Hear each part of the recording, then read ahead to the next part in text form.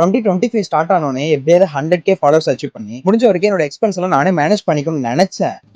But இது எதுவுமே நடக்கல. சரி, இதுதான் நடக்கல. கன்ஸ்டன்டா ஜிம் போய் நல்லா பிசிக்கு பில்ட் பண்ணி ஹெல்த்தியா இருக்கலாம்னு நினைச்சா என்னோட பாடியை நானே ஓவரா ட்ரைன் பண்ணி ஹாஸ்பிட்டல்ல 2 days அட்மிட் தான் ஆனேன். சரி, அப்புறமா பார்ட் டைம் ஜாப் போய் அதுல மணி ஏர்ன் பண்ணி அந்த மணியை வச்சு நம்மளோட திங்ஸ் எல்லாம் நானே வாங்கிக்கலாம்னு பார்த்தேன். பட் அதுலயும் டைமுக்கு சாப்பிடாம தூங்காம இருந்தனால அல்சர் தான் வந்தது. அதுல ஏர்ன் பண்ண பாதி மணியை அல்சருக்கு தான் ஸ்பெண்ட் பண்ணேன். அதுக்கப்புறமா இவ்வளவு எஃபோர்ட்ஸ் போட்டோம், நமக்கு ஏன் ஃபாலோவர்ஸ் வரல, வியூஸ் போகல, லைக்ஸ் கிடைக்கலன்னு மோஸ்ட் ஆஃப் த டைம் நான் பிரசன்ட் மூமெண்ட்ல இருந்ததே கிடையாது. பட் சடனா எங்க அக்கா பொண்ணு வந்து எனக்கு எப்படி பிரசன்ட் மூமெண்ட்ல இருக்கிறதுன்னு கத்து கொடுத்தா.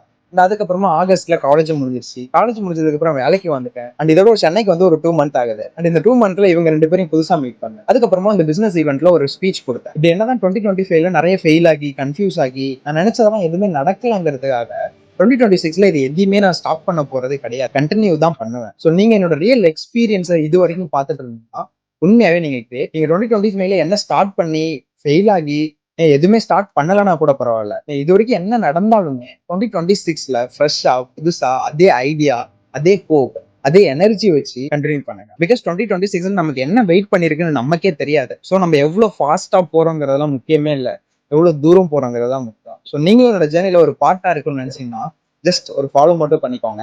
நெக்ஸ்ட் வீடியோல பார்க்கலாம்.